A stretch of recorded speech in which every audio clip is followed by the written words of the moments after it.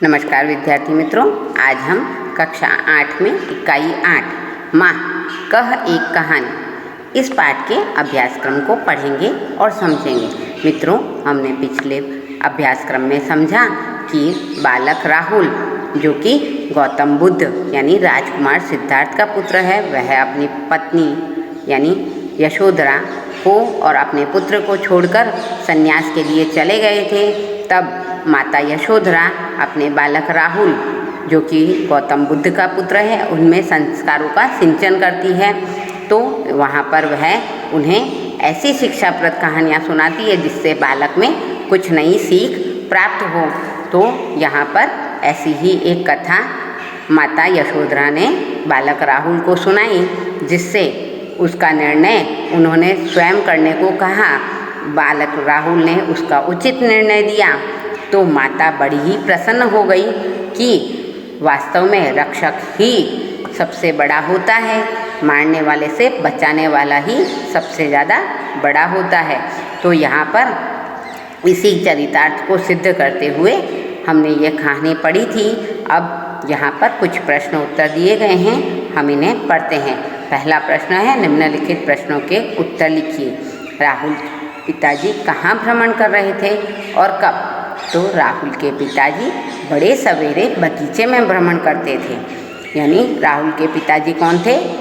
राजकुमार सिद्धार्थ, जो कि बाद में गौतम बुद्ध बन गए थे। तो वह बड़े सवेरे बगीचे में भ्रमण करते थे। दूसरा है, आखेटक ने राहुल के पिताजी से क्या मांगा? आखेटक यानी जो शिकार करने वाला होता है, शिकारी, उसे आखेटक कहा जाता है। तो आखेटक ने राहुल के पिताजी से अपना शिकार मांगा। उपवन की शोभा कैसी थी? राहुल के पिताजी यानी राजकुमार सिद्धार्थ जिस बाग में घूमने जाते थे वह कैसा था? तो वहाँ पर उपवन में तरह तरह के रंगों वाले फूल खिले थे। उन पर ओस की छोटी छोटी बूंदें चमक रही थी। देखिए, आप जब भी रात को सर्दियों में बारिश की बूंदें या बर्फ़ की बूंदें होती हैं, वह सुबह सुबह हरी हरी घास पर ढलकर ओस की बूंदें बन जाती हैं। तो सुबह सुबह ओस की बूंदें चमक रही थी। हवा के हल्के हल्के झोंकों से जब ये बूंदें एक दूसरे से मिल रही थी तो ऐसा लग रहा था मानो एक नई लहर उत्पन्न हो गई है। पूरे बाग में फूलों की सुगंध उपवन को सुगंधित कर रही थी। पक्षी भी कलकल स्वर में गा रहे थे। तो इस तरह उपवन का दृश्य बड़ा ही मनोहर और सुंदर था। प्रश्न 4 कह रहा है, माँ से कहानी सुनकर पुत्र ने क्या निर्णय सुनाया? तो जब बालक ने कहानी सुनी तो माता ने उसके निर्णय को सुनने के लिए इस कहानी का अंत उन्हें नहीं समझाया। माता ने फैसला किया कि बालक स्वयं ही निर्णय करे कि इस कहानी का अंत क्या होगा। तो पुत्र राहुल छोटा तो था पर बड़ा ही बुद्धिमान था। माँ से कहानी सुनकर उसने उस पक्षी के प्रति अपनी सहानुभूति को दर्शाया। उसने कहा कि यदि कोई निर्दोष को मारे तो दूसरा उसे क्यों न बचाए। तो न्याय में दया की भावना होनी ही चाहिए। इसलिए रक्षक हमेशा भक्षक से बड़ा होता है, यानी मारने वाले से बचाने वाला सबसे बड़ा होता है।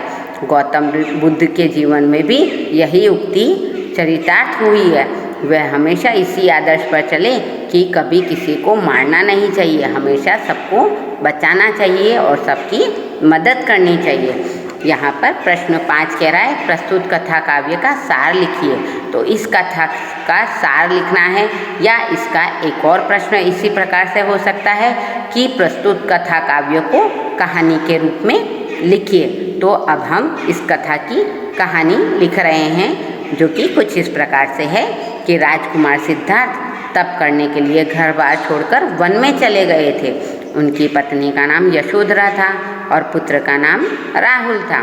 एक दिन बालक राहुल ने माँ यशोधरा से कहानी सुनने का आग्रह किया।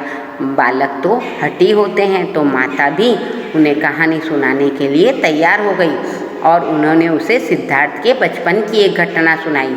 सिद्धार्थ जो कि उनके पति थे। एक सुबह सिद्धार्थ अपने बगीचे में टहल रहे थे। अचानक एक पक्षी जो कि एक हंस था, वह बाण से घायल होकर उनके पास आ गिरा। सिद्धार्थ ने उस घायल हंस को उठा लिया और उस घायल हंस पर उन्हें बड़ी ही दया आई और उन्होंने उसे मरने से बचाया। थोड़ी ही देर में जो हंस को घायल करने वाला शिकारी था वह वहाँ आ पहुँचा।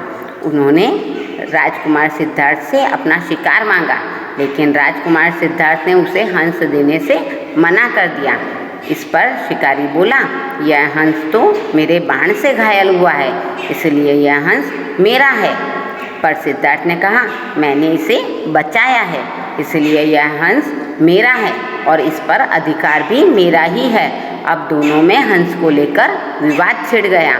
विवाद यानी वाद विवाद यानी तर्क वितर्क करने लग गए।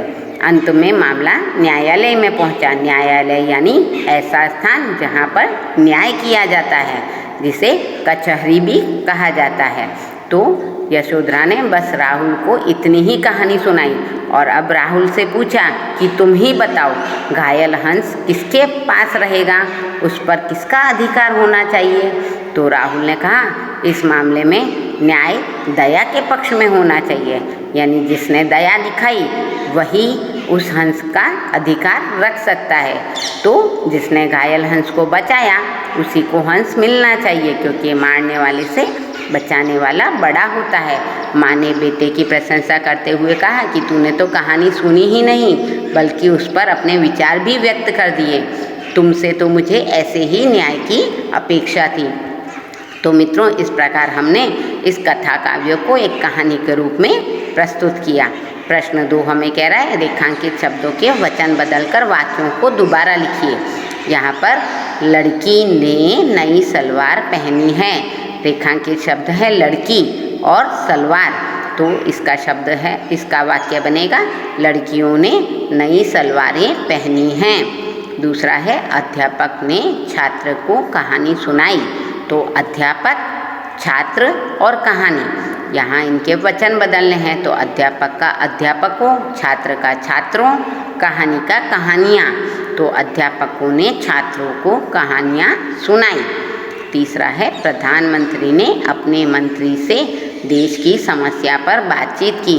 तो मंत्री और समस्या, तो मंत्री का मंत्रियों और समस्या का समस्याओं।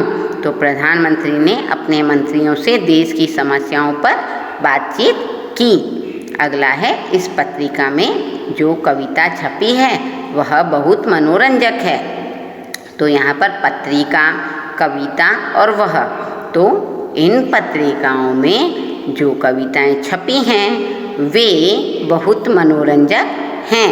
इसी प्रकार 5वां वाक्य है, लू चलने के कारण लता सूख गई है।